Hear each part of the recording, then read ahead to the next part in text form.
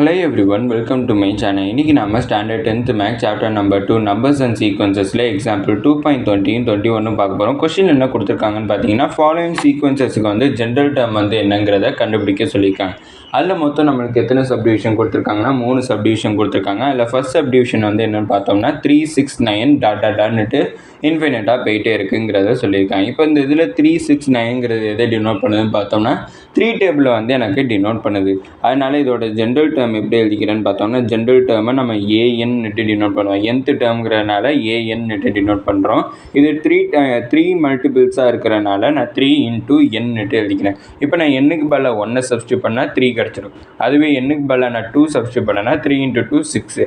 அதுவே n க்கு பதிலா 3 சப்ஸ்டிட்யூட் பண்ணனா 3 * 3 9 னு எனக்கு கிடைச்சிருக்கும். இதே மாதிரி நான் n க்கு பதிலா 4 5 6 னு நான் சப்ஸ்டிட்யூட் பண்றப்ப எனக்கு இன்ஃபைனைட் வேல்யூஸ் வந்து கிடைக்கும். அப்படினா இந்த ஃபர்ஸ்ட் சப்டிவிஷனோட nth வேல்யூ என்னன்னு பார்த்தா அதாவது ஜெனரல் டேர்ம் என்னன்னு பார்த்தோம்னா an = 3nங்கறத கண்டுபிடிச்சிருக்கோம். அடுத்து செகண்ட் சப்டிவிஷன். செகண்ட் சப்டிவிஷன் என்ன கொடுத்துருக்காங்கன்னு பார்த்தோம்னா 1/2 2/3 3/4 எனக்கு கொடுத்துருக்காங்க. இப்போ நான் வந்து எப்போவுமே இந்த ஃபர்ஸ்ட் சப்டிவிஷன்லேயே பார்த்தோம் என்னங்கிற வேல்யூ ஃபஸ்ட்டு நான் 1 தான் வந்து கன்சிடர் பண்ணேன். அதுபடி பார்த்தோம்னா 1 2 3 எனக்கு நியூமரேட்டர் n ஆர்டர்ஸில் வந்து எனக்கு கிடைக்கிது. அப்படி பார்த்தோம்னா எனக்கு மேலே இருக்கிற நியூமரேட்டர் எனக்கு என்ன தான் இருக்கும் அப்படின்னா ஜென்ரல் டேர்ம் வந்து என்னென்னு பார்த்தோம்னா an = நியூமரேட்டர் வந்து எனக்கு n கிடச்சிருக்கும். டினாமினேட்டர் வந்து கண்டுபிடிக்கிறதுக்கு என்னென்னு பார்த்தோம்னா இங்கே 2 3 4 கொடுத்துருப்பாங்க. நம்ம n கன்சிடர் பண்ணணும்னு நினச்சிங்கனாலும் நம்ம இங்கே n பதிலாக ஃபஸ்ட்டு நம்ம 1 கன்சிடர் பண்ணோம்னா நம்ம இங்கே 1 கன்சிடர் பண்ணியிருப்போம். இங்கேயும் 1 கன்சிடர் பண்ணியிருப்போம். ஆனால் வந்து பார்த்தோம்னா எனக்கு இங்கே 2 கிடச்சிருக்கு.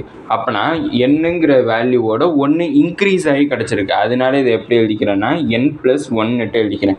இப்போ நான் n பதிலாக 1 கன்சிடர் பண்ணுறேன். 1 கன்சிடர் பண்ணால் எனக்கு 1/1 + 1 கிடச்சிருக்கு. 1 + 1 வேல்யூ 2. அப்படின்னா 1/2 கிடச்சிச்சா.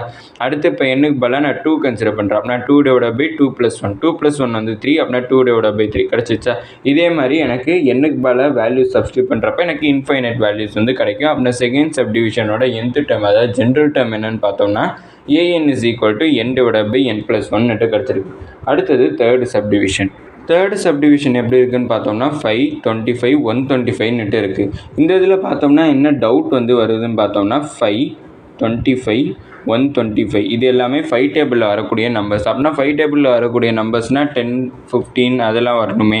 5 25 125 மட்டுமே வந்திருக்கு அப்படின்னு பார்த்தோம்னா 5⁻1 வேல்யூ 5.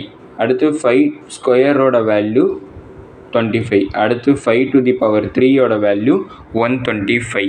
அப்படினாலும் நம்மளுக்கு இங்கே மைனஸ் வந்திருக்கேன்னுட்டு ஒரு டவுட் வந்திருக்கும். அப்படின்னா நான் ஜென்ரல் டேர்ம் முதல்ல எப்படி எழுதிக்கிறேன்னு பார்த்தோம்னா an = ஃபஸ்ட்டு 5⁻n எழுதிக்கிறேன். ஏன்னா n பதிலாக தான் 1 2 3 வந்து சப்ஸ்டியூட் பண்ணோம். அப்படின்னா இங்கே n பதிலாக 1 சப்ஸ்டியூட் பண்ணுறப்ப எனக்கு 5 கிடச்சிருக்கும். 2 சப்ஸ்டியூட் பண்ணுறப்ப 25 கிடச்சிருக்கு. இப்போதைக்கு இந்த மைனஸ் விட்டுருங்க.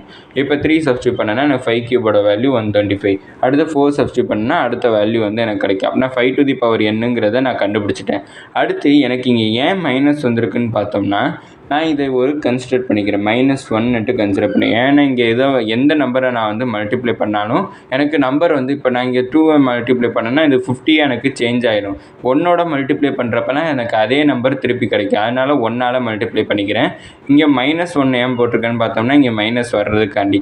இங்கே n வேல்யூ வந்து இருக்குது. இங்கே வந்து பார்த்தோம்னா என்னோட 1 இன்க்ரீஸ் ஆகிருக்கு. அப்படின்னா n + 1 நான் எழுதிக்கிறேன். அப்படின்னா -1 to the whole power n + 1. இப்போ நான் 1 கன்சிடர் பண்ணேன்னா எனக்கு 1 + 1 1 + 1ங்கிறது என்ன 2.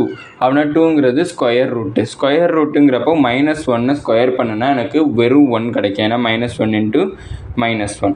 அடுத்தது இங்கே செகண்ட் வேல்யூ அதாவது 2 சப்ஸ்டியூட் பண்ணனா -1⁻2 + 1 2 + 1ங்கிறப்ப 3. அப்படின்னா -1 to the whole cube. அப்படின்னா -1 × -1 × -1. -1 × -1 +1. அப்படின்னா 1 × -1 திருப்பி -1 கிடச்சிருக்கும். அப்படின்னா -1 × 25 தான் எனக்கு -25 கிடச்சிருக்கும். அப்படின்னா ஆட் நம்பர் வந்து பவரில் வர்றப்ப எனக்கு இங்கே நெகட்டிவ் நம்பர்ஸ் வந்து கிடைக்கும். அதுவே ஈவன் நம்பர் பவரில் கிடச்சிச்சின்னா அப்போ எனக்கு இங்கே மைனஸ் வராது, பாசிட்டிவ் டேர்ம்ஸ் வருங்கிறத கண்டுபிடிச்சிருக்கோம். இதோட எக்ஸாம்பிள் 2.20 வந்து முடிஞ்சிச்சு. அடுத்த எக்ஸாம்பிள் 2.21. எக்ஸாம்பிள் 2.21ல் கொஷின் என்ன கொடுத்துருக்காங்கன்னு பார்த்தீங்கன்னா, ஒரு சீக்வன்ஸை வந்து ஃபார்ம் பண்ணுறதுக்கு வந்து நம்மளுக்கு ஜென்ரல் டேர்ம் வந்து கொடுத்துருக்காங்க. 2 ஜென்ரல் டேர்ம் வந்து கொடுத்துருக்காங்க. n × n+3 அது வந்து எப்போ யூஸ் பண்ணணும்னு பார்த்தோம்னா, எனக்கு கொடுத்துருக்கக்கூடிய டேர்ம் வந்து ஆட் நம்பராக இருந்துச்சுன்னா அப்போ வந்து நம்ம இதை யூஸ் பண்ணணும். n²+1ங்கிற இந்த ஜென்ரல் டேர்மை எப்போ யூஸ் பண்ணணும்னு பார்த்தோம்னா, நம்மளுக்கு கொடுத்துருக்கக்கூடிய என்னோட வேல்யூ ஈவன் நம்பராக இருந்தால் யூஸ் பண்ணலாங்கிறத கொடுத்துருக்காங்க.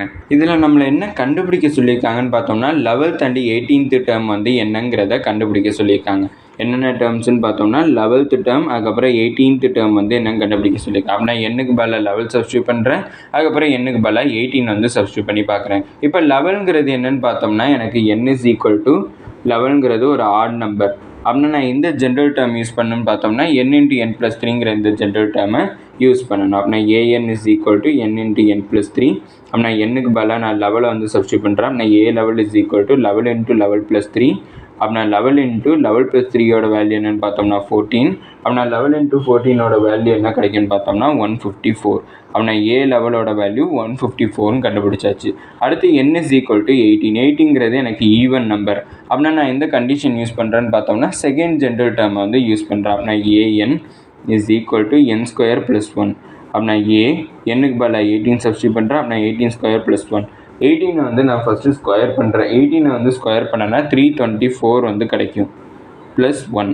அப்படின்னா 324ஓட 1 வந்து ஆட் பண்ணனா எனக்கு என்ன கிடைக்கும்னா 325 வந்து கிடச்சிருக்கு. அப்படின்னா a11ங்கிற டேர்மோட வேல்யூ 154. அடுத்து a18th டேர்மோட வேல்யூ என்னென்னு பார்த்தோம்னா 325ங்கிறத கண்டுபிடிச்சிருக்கோம்.